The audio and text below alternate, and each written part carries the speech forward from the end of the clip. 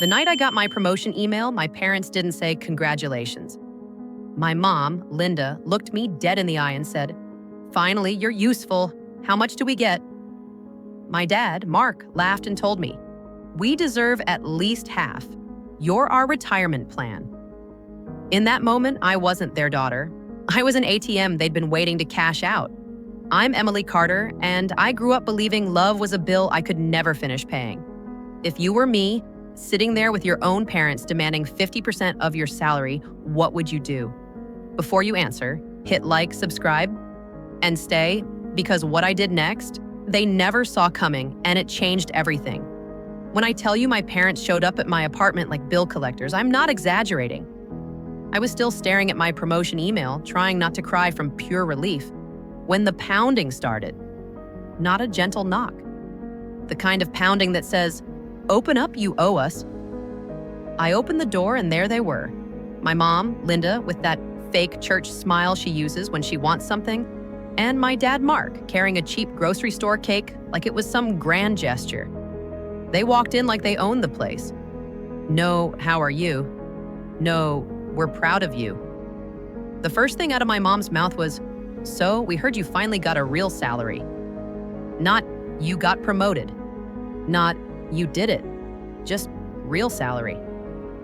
My dad whistled and said, "About time you became useful. So how much do we get?" Word for word. How much do we get?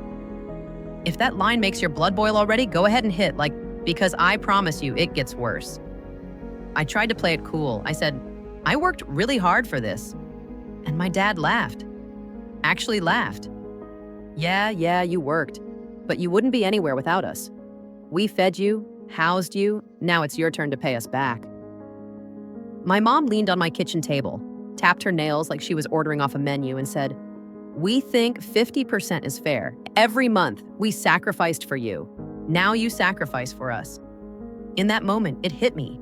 I was not their daughter. I was their investment finally maturing. Do you know what it feels like when the people who are supposed to love you first see you as a number, as income? It's like someone reaches inside your chest and quietly flips a switch from loved to owned. My whole childhood flashed in my head at once. Every, "You owe us." Every, "You're ungrateful." Every time they reminded me the basic things, food, school supplies, a place to sleep, were not love, they were loans. And now it was collection day. If you were sitting at that table and your own parents looked you in the eye and said, "Give us half your life or you're ungrateful," what would you do? Tell me in the comments. Because that night, something in me finally snapped. And that's when I stopped being their victim and started being prepared. So there I was, sitting across from Linda and Mark at my own kitchen table in a home they never helped me pay for, assemble, or move into. They were talking about my salary like it was already in their bank account. My dad leaned back in the chair like a king on a throne and said, "This isn't optional, Emily. 50%. Starting next month." My mom added, "And don't make it weird. Families help each other." That one always stings, right? They weaponize the word family like a knife. I felt my hands shaking under the table, but my voice came out calm. That kind of calm that only shows up when you've been hurt so many times. Your body just shuts down the panic. I looked at them and said, "That's not how this works." My mom's smile cracked. "Don't be dramatic. You've been listening to those career-obsessed people. We raised you. You owe us." There it was, the script. Always the debt, never the love. What they didn't know was that I was done playing defense. I stood up, walked over to the kitchen drawer, and pulled out an envelope I'd prepared months before I even knew I'd need it. I set it down in front of them. My mom reached for it like a hawk tracking prey, and I put my hand over it. "Before you open this," I said, "you need to understand something.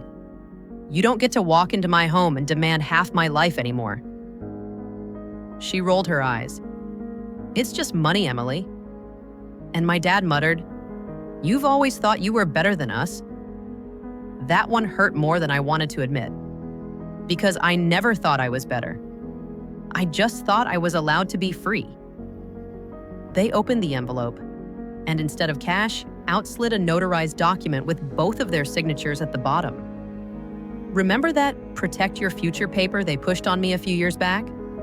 The one that said I wouldn't be legally or financially responsible for their choices?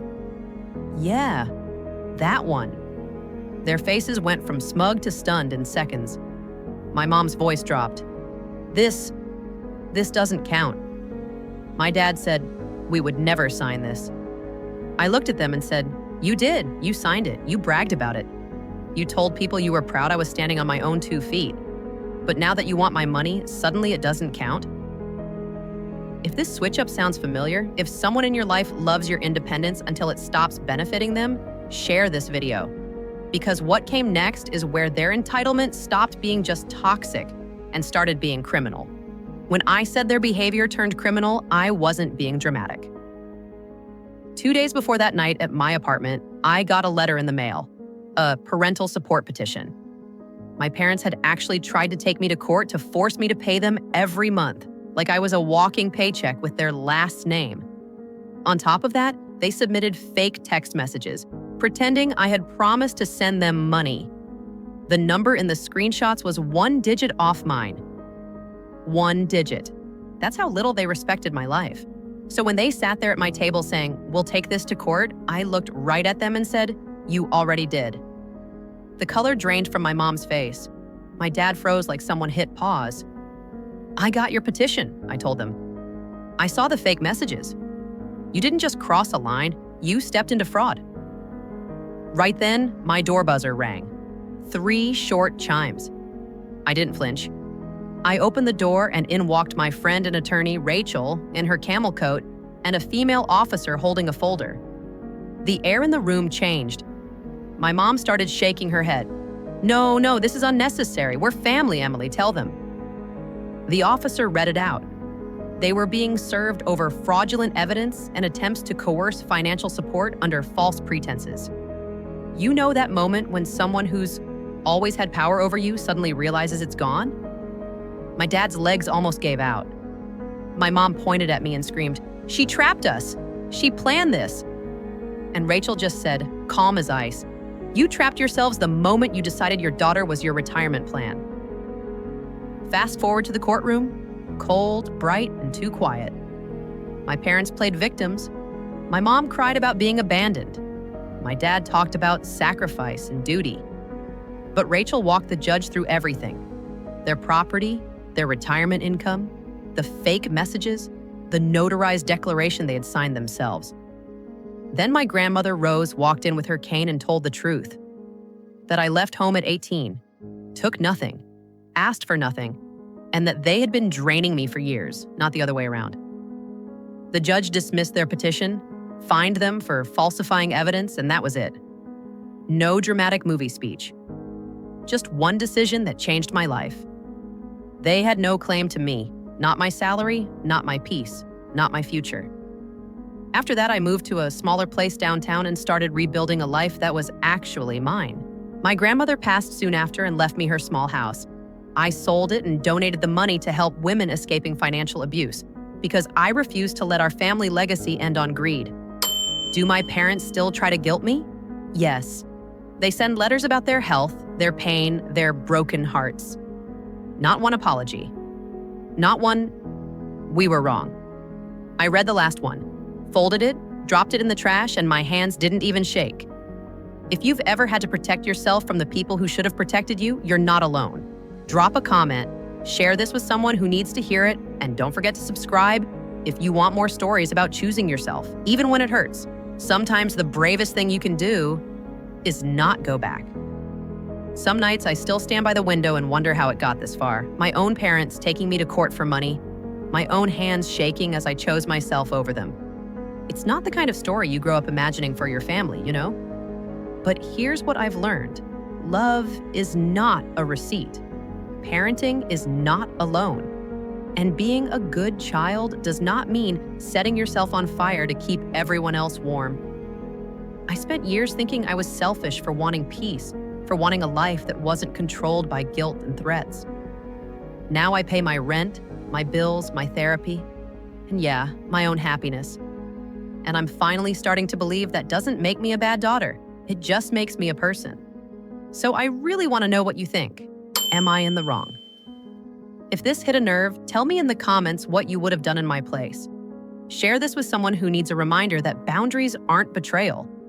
And if you want more real stories like this, about choosing yourself even when it hurts, go ahead and like, subscribe, and stick around.